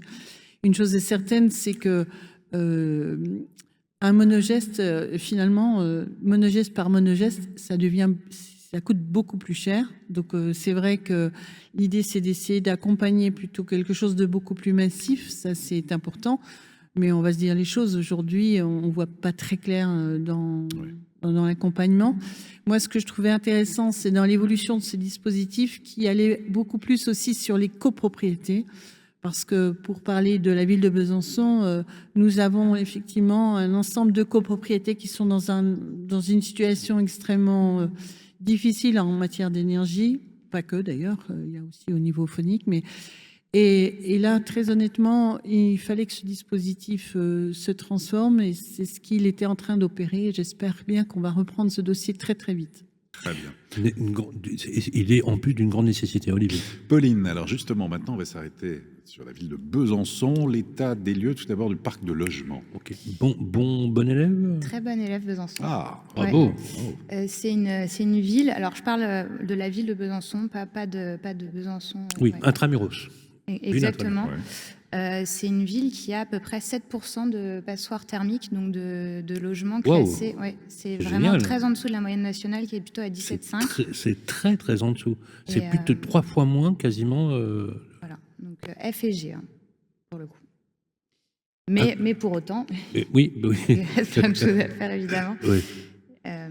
Et nous, on avait accompagné une copropriété donc à Besançon qui est rue Paul Milleret, qui compte 3 bâtiments, 140 logements, système de chauffage donc au gaz et qui avait subi une importante rénovation avec plusieurs gestes d'isolation, remplacement de portes et de châssis et une installation de VMC, donc qui a fait un bond d'une étiquette E à D avec 38% de gains énergétiques. Donc, c'est des travaux qui ont coûté 3 817 000 € à la copropriété, Quand même. mais pour lesquels il y a eu un petit peu moins d'un tiers d'aide fléchée, donc à la fois MaPrimeRénov' CoPro et les certificats d'économie d'énergie dont Elio est le délégataire. On avait à peu près un montant de 1 300 000 € d'aide. Mmh. Donc voilà. Ça c'est pour 1 l'un des 300 deux 000, exemples. c'est top. Ça. On rappelle que le parc de logement de Besançon compte 72 468 logements, dont 86% d'appartements. 62% des occupants sont locataires. C'est donc une ville de locataires. C'est une ville de locataires parce que nous avons beaucoup de logements sociaux. Nous avons sur le territoire du Grand Besançon à peu près 90% des logements sociaux qui sont sur Besançon. D'accord. Nous avons eu effectivement un développement de quartiers de logements sociaux. Et quand je dis logement social, on est bien d'accord. Ce ne sont pas que des personnes précaires qui. Oui, non, mais c'est important ce que vous dites, le logement social. Encore une fois, on est obligé de dire logement social parce que c'est du logement. Et il est parfois, croyez-moi, de bien meilleure qualité que parfois le logement privé. Donc, Faut être très on est clair. bien d'accord. Ouais. Et donc, ce qui s'est passé, c'est qu'il y a effectivement eu plusieurs vagues de rénovation urbaine. Donc, c'est ce que nous sommes en train de continuer. Il y a aussi quelque chose qui pèse dans l'évaluation, dans le diagnostic énergétique, c'est que nous avons aussi énormément de logements sociaux qui sont sur le réseau de chaleur. Ça, c'est important, qui nous a fait traverser la crise énergétique de façon extrêmement efficace parce qu'il a l'avantage de stabiliser le prix. Donc ça, il faut le rappeler aussi. Et quelque chose qui est important, c'est qu'on va passer justement de 24 km de réseau de chaleur à plus de 124 kilomètres de réseau de chaleur. C'est pour ça qu'il y a beaucoup de travaux dans la ville de Besançon. Mais c'est au bénéfice justement de l'ensemble de ces logements et aussi des entreprises, il faut en parler, et aussi, bien sûr, d'autres établissements.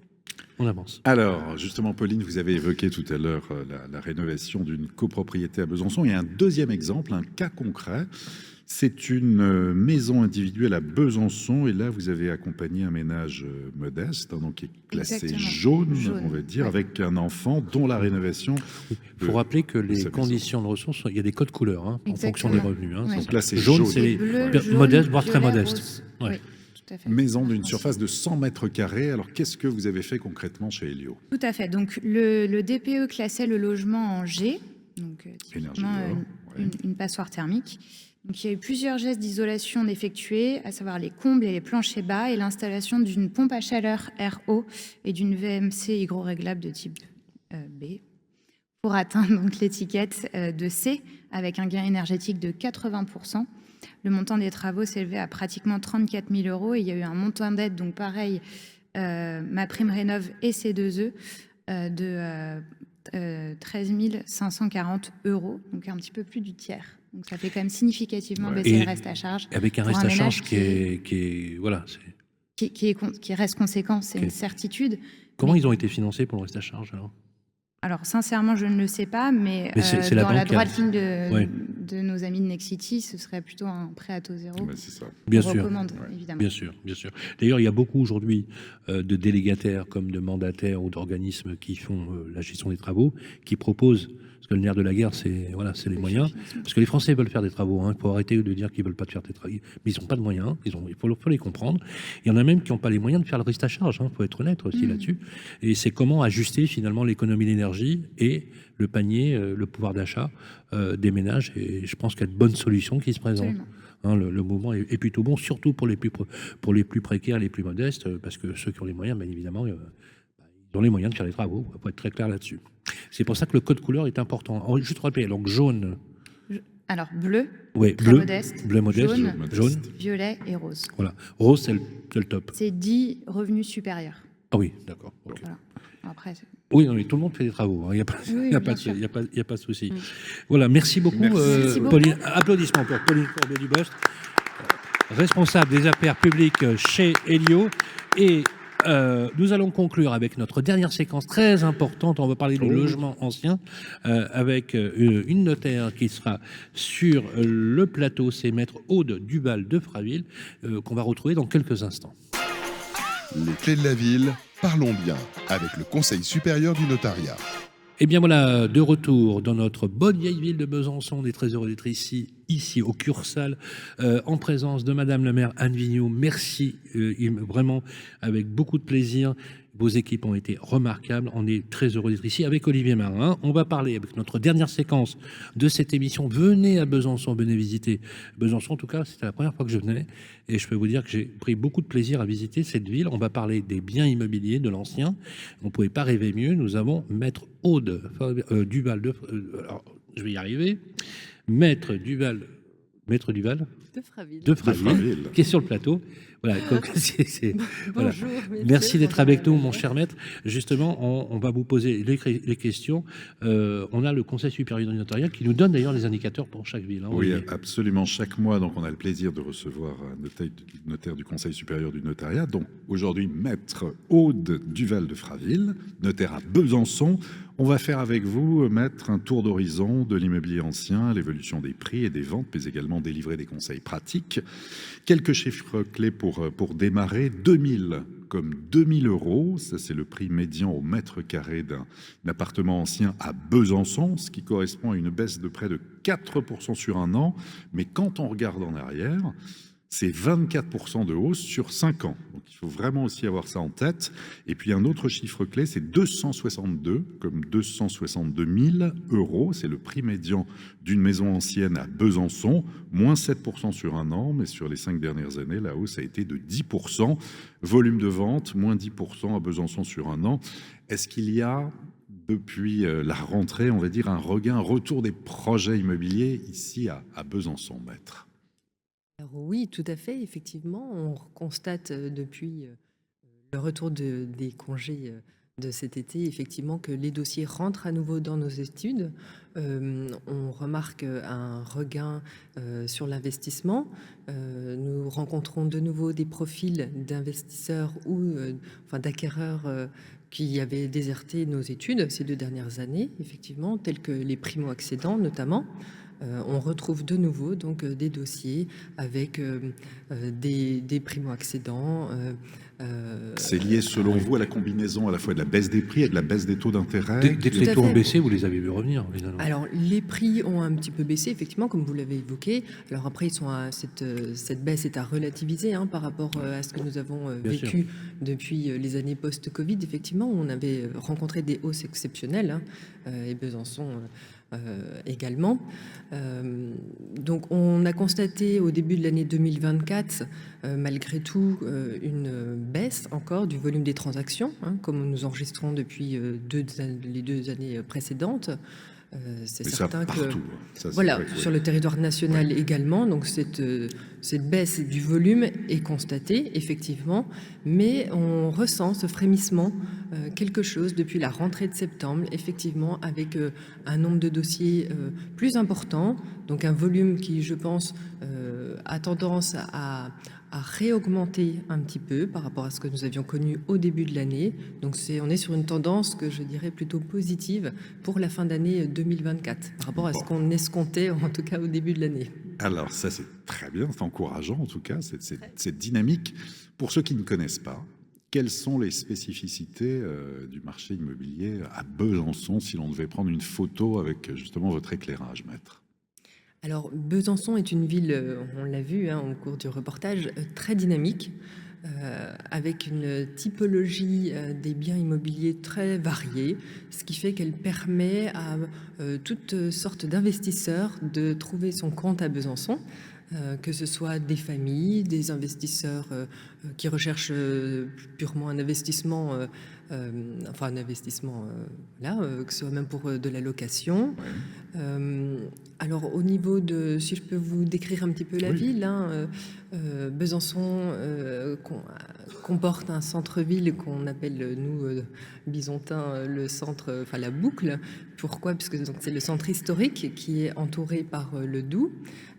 On est sur une offre, une typologie de biens immobiliers relativement donc anciens, avec un patrimoine historique très chargé, très important, avec des monuments historiques présents vraiment tout autour du centre-ville en tout cas, avec donc des biens qui sont vraiment très attractif à la fois pour des familles, parce qu'on a beaucoup d'appartements de T4, T5, avec des grandes surfaces, donc qui peuvent attirer des familles, mais également des studios, des plus petites surfaces également, qui peuvent intéresser les étudiants.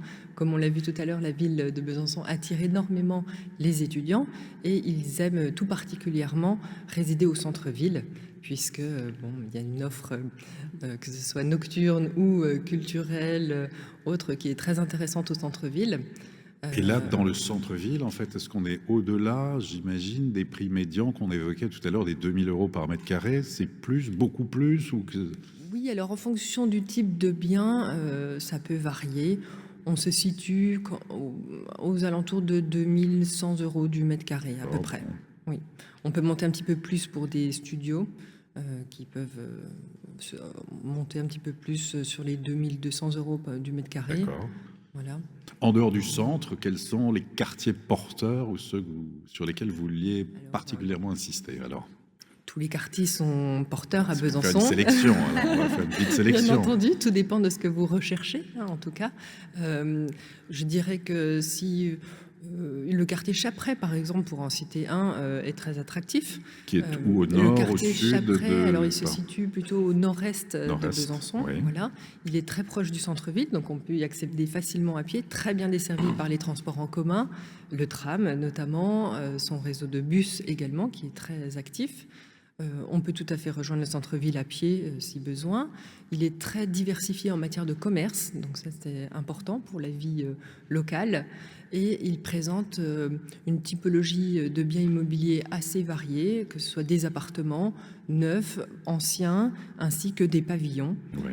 Donc ça peut répondre à toute une sorte de catégorie d'investisseurs, en tout cas variés. Quartier Vette aussi, où je crois que vous avez eu une réunion il y a peu de temps justement avec Oui. à la fois les habitants pour là aussi. Vous pouvez nous expliquer peut-être ce qui se passe? Oui, c'est un quartier qui a une longue histoire et qui pose la question aujourd'hui de quel quartier nous souhaitons voir un devenir. Un quartier qui était plutôt destiné à l'horticulture, au maraîchage, et qui, il y a une quinzaine d'années, il a été décidé qu'il serait traversé par du coup un tram et qu'il deviendrait un quartier et qui offrirait une nouvelle forme urbaine. Il a été très fortement contesté. Il a été complètement révisé. La proposition qui est faite aujourd'hui, évidemment, c'est celle de faire en sorte que nous puissions offrir des nouveaux quartiers qui reçoivent des familles, celles qui d'habitude partent dans la périphérie. C'est un quartier qui est en frondaison en fait entre de l'urbain des années 60 et la colline. Donc c'est l'occasion de se réinventer. Comment aujourd'hui on envisage de construire, de bâtir, de densifier et en même temps d'offrir des espaces ouverts, des parcs, parce que par exemple le quartier des Chaprey est très dense, très peu d'espace, très peu de parcs. Donc on a besoin, pour que les gens des familles s'installent à Besançon, on a besoin de ces espaces-là. Et donc le débat a eu lieu, évidemment. C'est un débat, moi je regarde les choses très sereinement, les choses en face. Et j'explique que quand, par exemple, souvent on m'a dit, vous prenez de la terre dans la main, cette terre-là, il faut la sauver. Et je dis oui, moi je veux la sauver, cette terre-là. D'autant plus quand je sais que si je construis comme je propose de construire, j'en sauverai entre 4 et 10 fois plus en construisant là plutôt que construire à l'extérieur. Donc c'est mon combat, c'est notre combat, c'est comment aujourd'hui on envisage l'évolution, parce que on est dans un paradoxe dans les villes. On a un phénomène entre guillemets de métropolisation, c'est-à-dire que les gens ont envie d'avoir plein de services et en même temps de ne pas avoir à subir une trop grosse densification. Les gens ont envie d'être calmes, aller dans la campagne, et en même temps, la question de la mobilité, on est vraiment dans quelque chose d'ultra paradoxal. Donc, comment essayer de concilier tout ça et d'offrir les Vettes comme étant le quartier du futur, celui qui pose bien toutes les questions, le vivant, l'humain, et bien sûr le carbone. Avec des enjeux en termes d'habitat, je crois qu'il est prévu 600 logements, c'est ça ou... Il est prévu, voilà, il y avait une prévision à 1200, nous sommes passés à 600, il était prévu de plus de 11 hectares, on en est à peu près à 500 hectares. Donc aujourd'hui, l'ensemble des jardins qui étaient utilisés sont des jardins qui vont se reconvertir, mais qui vont s'ouvrir et à des personnes qui étaient présentes si elles souhaitent continuer ou aux nouveaux habitants. Parce qu'on rappelle aussi que la terre, cette terre qu'on défend, Cette terre, c'est un bien commun et elle est accessible à tous. Oui. Donc, comment faire pour que ce bien commun reste universel? Merci, Madame la maire. Maître, pour terminer, peut-être alors, juste avant de passer au conseil pratique, 1 ou 2 quartiers, autre sélection, peut-être pour un investissement locatif? Alors, je pourrais conseiller également le quartier de la Gare, Oui. qui est un quartier en plein essor, qui va être le théâtre prochainement de grandes rénovations également, de grands projets urbains, puisqu'il est prévu dans les 10 années, vous m'arrêterez Madame la maire si je me trompe, mais la construction d'un nouveau quartier qui se situerait, donc qui consiste en fait en la réhabilitation de l'ancienne gare ferroviaire, friche ferroviaire en tout cas, avec la création donc de logements également, une offre diversifiée, puisqu'il y aura à la fois du tertiaire, si je ne me trompe pas, des bureaux, donc des bureaux, une crèche, oui, des logements. Et hormis ça, donc c'est un secteur qui est pour moi très attractif de par son emplacement avec la gare, qui est une gare avec un pôle multimodal, voilà, donc qui permet un rapprochement du centre-ville. On peut aller travailler par exemple également à Paris, parce qu'on a je ne vais pas parler ici de la proximité et de l'emplacement géographique de Besançon, qui est très attractif et très intéressant. Très important. Donc quand on a un direct, c'est hyper pratique. Voilà, vous l'avez effectivement quand on doit expérimenté. Faire une halte tout à fait, de 40 minutes heures, ou le truc, c'est compliqué, mais effectivement, quand c'est direct, c'est top. très pratique. Et le deuxième exemple, alors, donc il y a le quartier de la Gare, un autre exemple voilà, aussi. le quartier de la Gare. Oui. Ensuite, on pourrait parler du quartier de Montrapon, par exemple, également. Alors, où ça, nord, sud? Alors, on est plutôt côté nord-ouest Oui. de Besançon, qui est très attractif, qui permet donc une vie assez calme également, avec toujours autant de commerces, très bien desservi également par les transports en commun, avec un parc, on va dire, immobilier également varié, puisque vous retrouverez aussi du logement neuf, du logement ancien également, des pavillons encore également. Enfin, c'est vraiment très intéressant à ce niveau-là, au niveau, en tout cas pour Besançon, de pouvoir offrir à ses habitants toutes sortes de propriétés. Donc je citerai effectivement, mais bon, tous les quartiers sont bien évidemment attractifs. On va conclure. La conclusion, merci en tout très cas rapidement. pour vos éclairages. La dernière question de tradition, quels sont vos conseils pratiques, vos règles d'or pour ceux qui souhaitent vendre ou acheter un bien immobilier? Maître. Rapidement. Alors, quand on est côté vendeur, on va dire, effectivement, je porterai une attention particulière, bien entendu, surtout dans le contexte actuel, au profil de l'acquéreur. Et je veillerai particulièrement, et ça c'est mon conseil en tant que notaire, à lui délivrer le maximum d'informations dès le départ. Donc avec l'ensemble de la liasse des diagnostics notamment, DPE y compris, bien évidemment, on a bien compris que c'était une question centrale à l'heure actuelle. Également la question le diagnostic assainissement que je recommande de mettre en place assez tôt, puisqu'on se rend compte, nous, dans nos études et dans l'étude des dossiers, que ça peut être des points particulièrement parfois bloquants, puisque ça engendre également des coûts pour l'acquéreur si ce n'a pas été anticipé. Donc voilà, côté vendeur et côté acheteur. Alors là, ça dépend du profil de l'acquéreur, bien entendu. Si on recherche sa résidence principale, je ne délivrerai pas les mêmes conseils que si c'est pour un investissement. Après, je pense que si c'est pour une résidence principale, bien entendu, le cadre de vie sera très important et c'est ce qui sera regardé.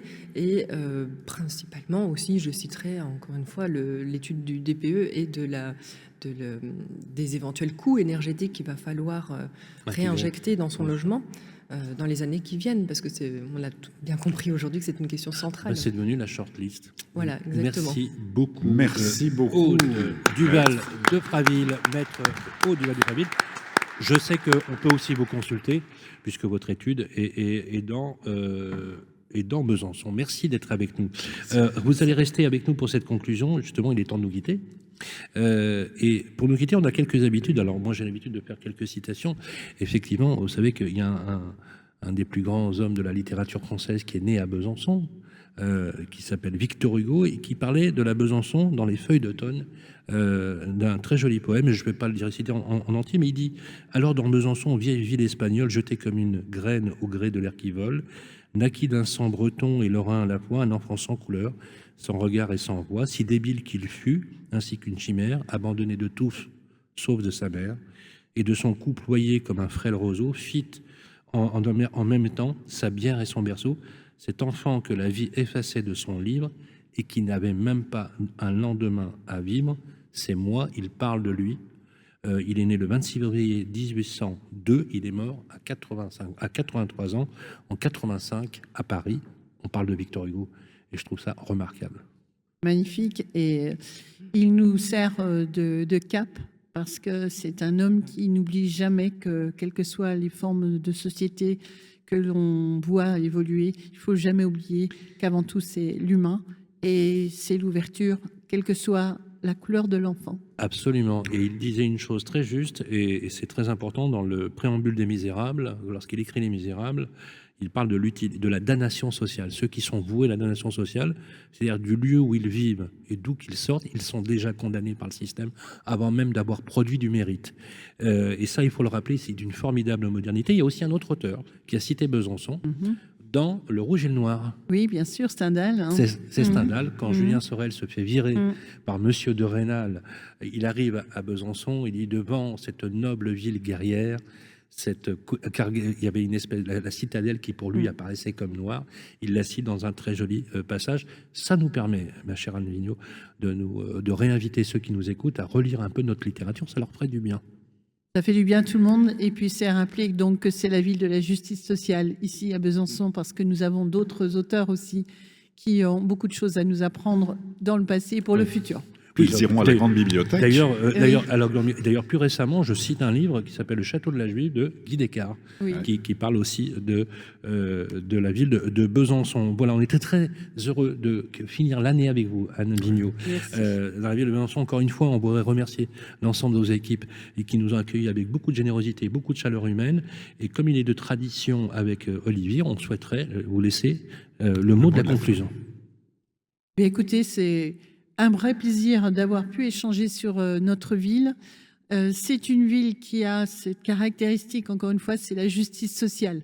C'est comment une traduction urbaine peut être particulièrement inclusive. C'est un appel à faire que nous puissions rendre cohérents nos ambitions de développement, d'émancipation et, encore une fois, de justice sociale. Ce sera une très très belle conclusion. Merci.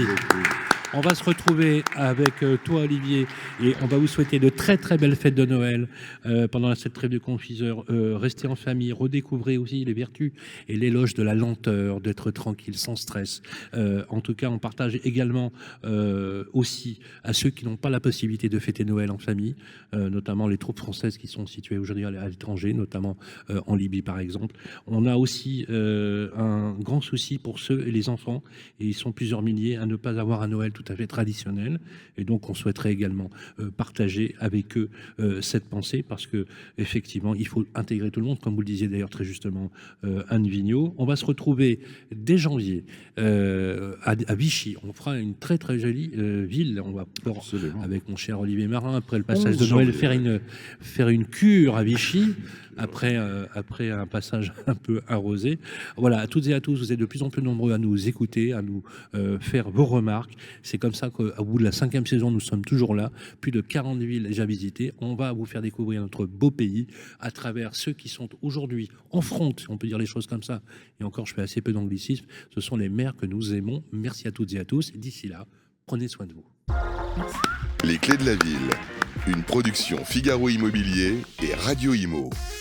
En partenariat avec le Conseil supérieur du notariat, Elio et Nexity.